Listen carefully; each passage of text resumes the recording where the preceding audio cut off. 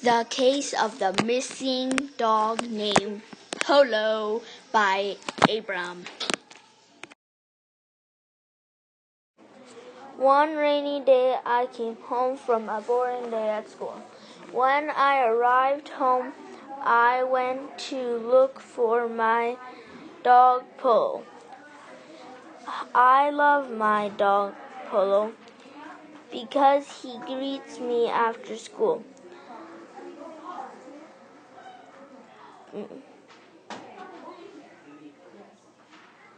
I went upstairs to look for my awesome Husky Polo, but Polo wasn't there.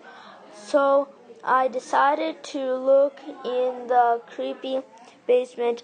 Polo wasn't there either. I got really worried and screamed, "Oh no, my dog Polo is missing."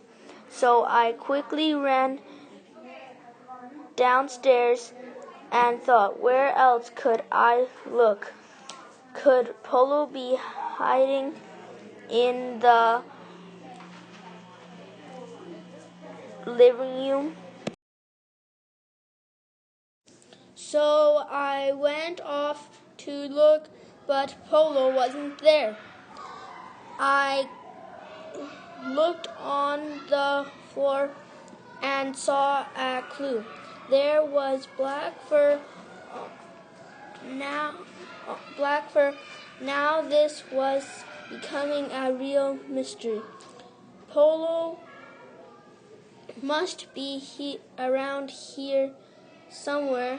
I had to act quickly, like a real detective, to solve the case of the missing Husky. Where could Polo have gone? The clue led me to look in the forest. I couldn't believe my eyes. There Polo was, hiding behind the snow-covered tree. I quickly gave my Husky a big treat. The case of the missing Husky was finally solved, and my hard detective work has paid off.